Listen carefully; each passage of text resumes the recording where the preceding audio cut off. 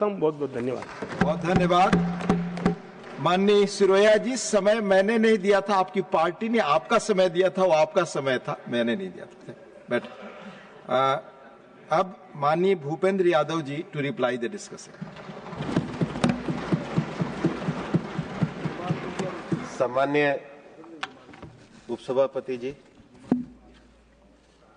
सम्मान्य उपसभापति जी, जी, सबसे पहले तो मैं सदन का धन्यवाद देना चाहूंगा कि सदन के 24 सदस्यों ने इस डिबेट में भाग लिया और जब सदन चलता है, सदन में विषय रखे जाते हैं तो उसका माहौल और उसका विषय अलग होता है। यह जो बिल है, यह इसी सदन में 6 फरवरी 2024 को चर्चा में आया था और उसके बाद लोकसभा से 8 फरवरी 2024 को यह पारित हुआ।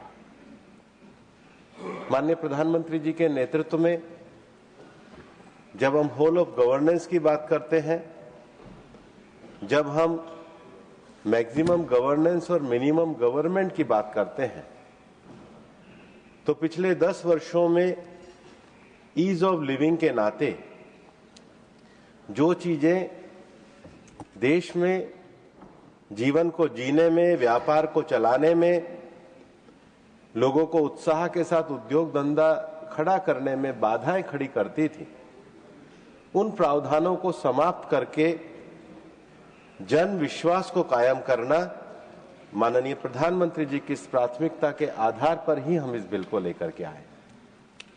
जन विश्वास का अर्थ है कि लोग अपने आप देश के कानूनों को चलाएं और हम लोगों को अदालतों के अनावश्यक चक्कर काटने से रोकें।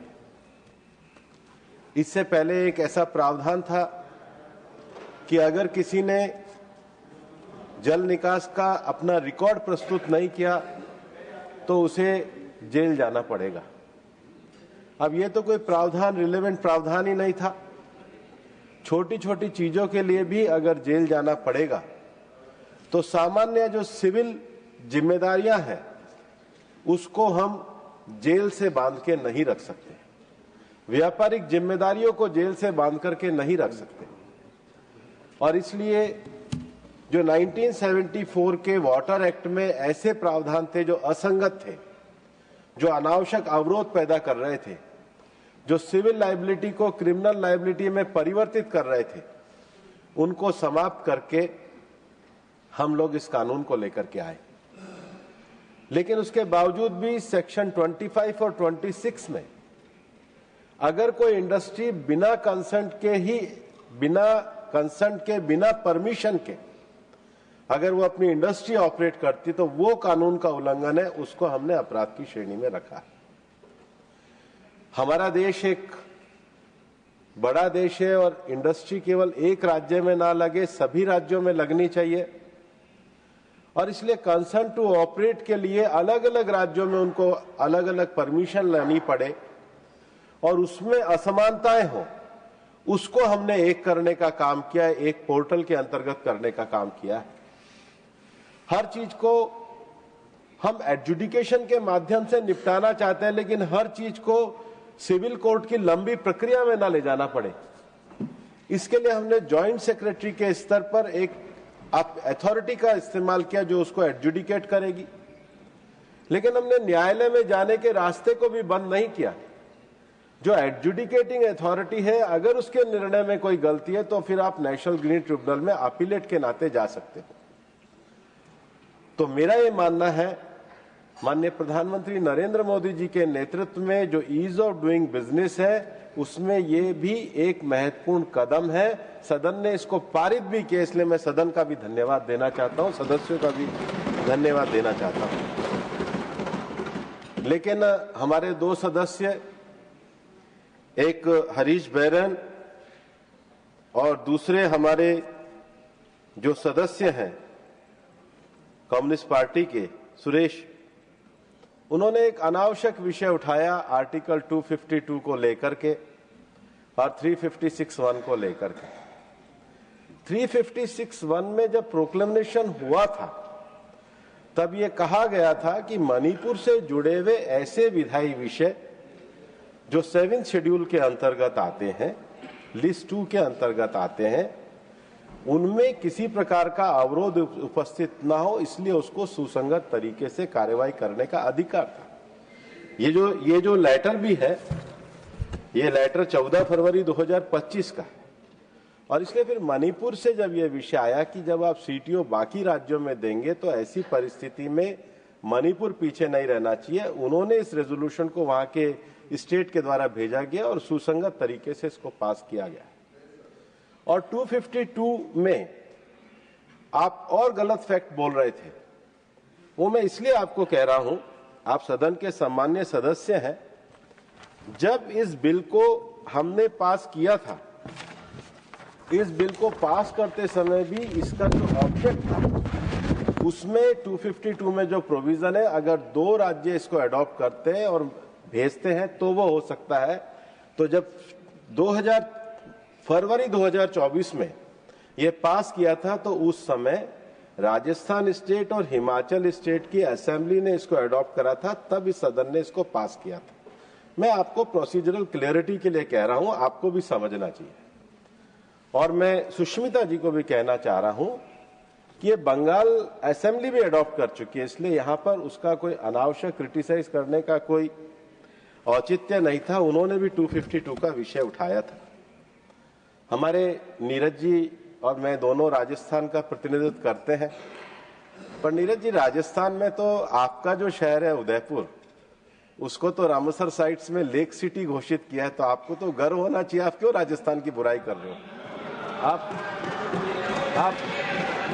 आप उदयपुर के हो, आप राजस्थान के हो, आपको तो उदयपुर के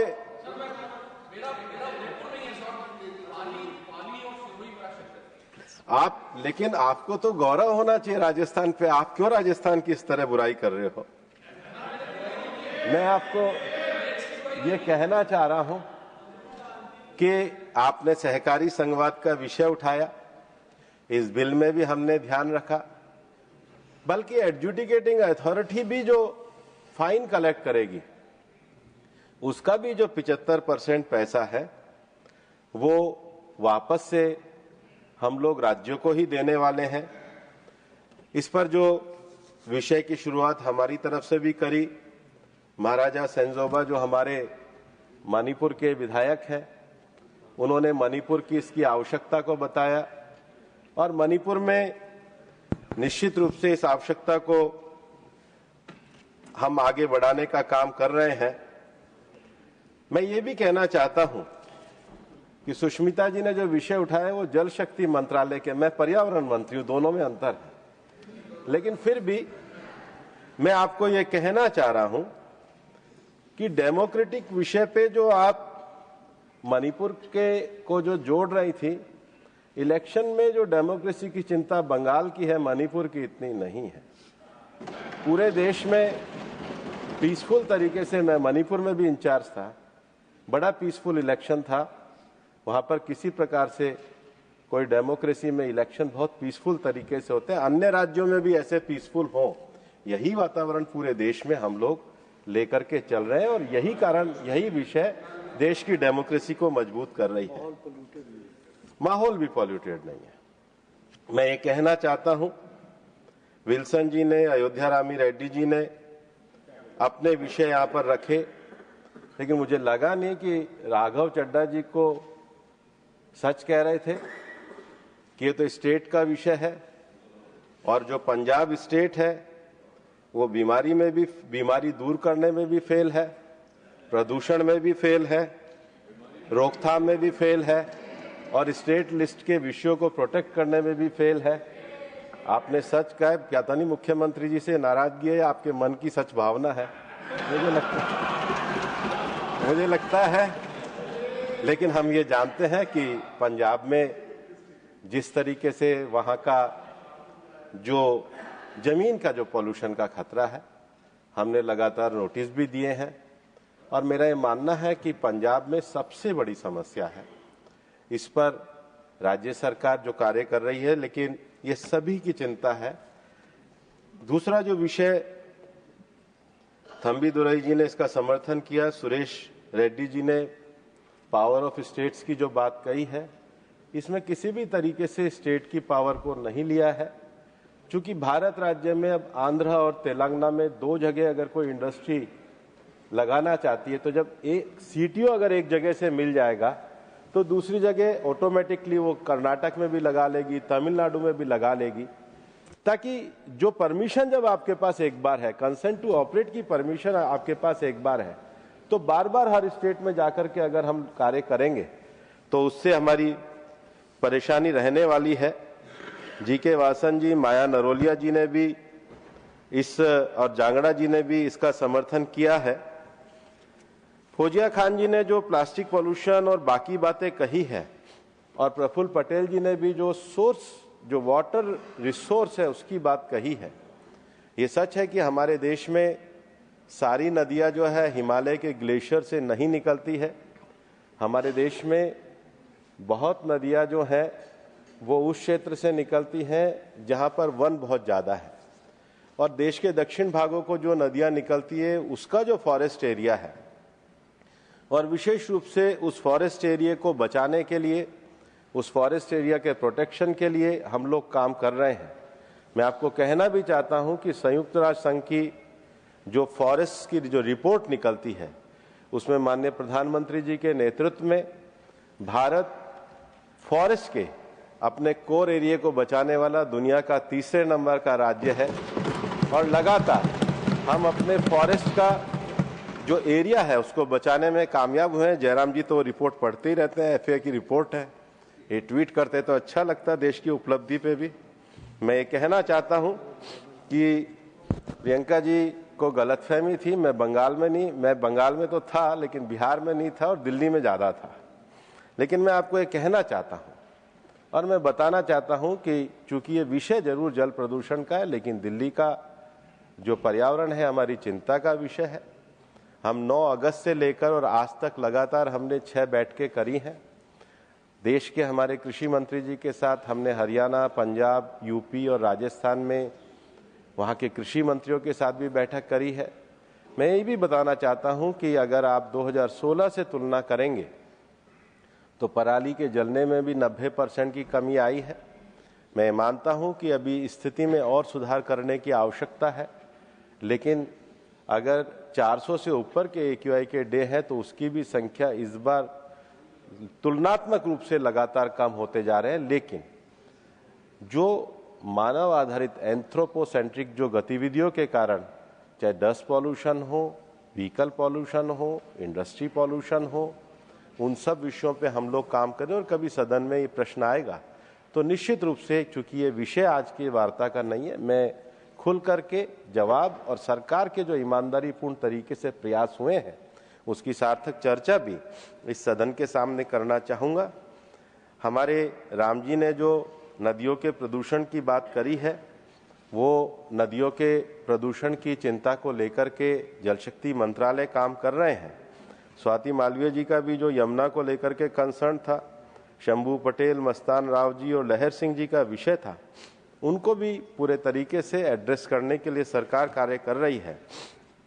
जया जी ने जो विश्वास और होप की बात करी है, मैं आपको विश्वास दिलाना चाहता हूं कि ये बिल तो हम ऑलरेडी लोकसभा और राज्यसभा में पास कर चुके हैं। आज ये बिल केवल इतना ही आया है कि कंसेंट टू ऑपरेट और बाकी विषय जो मणिपुर में भी लागू होने थे, चूंकि अन्य राज्यों ने इसको अपना लिया है, तो यहाँ पर ये सदन अगर उसको इस विश्वास को अगर ये सदन अपना समर्थन देगा तो ये जो प्रावधान है ईज ऑफ डूइंग और ईज ऑफ लिविंग बिजनेस के, ये मणिपुर में भी लागू हो सकेंगे। बिल हम इस दोनों सदनों में वैसे ही पास कर चुके हैं, और ये विश्वास और होप जो आपने विश्वास व्यक्त किया है, इसको निश्चित रूप से हम पूरा करेंगे। धन्यवाद। धन्यवाद। I shall now put the.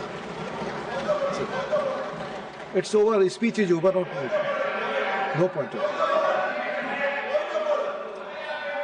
Kiss rule. Tell me the rule. Tell me the rule. That is 239. 239. First, let me see. Quote the rule.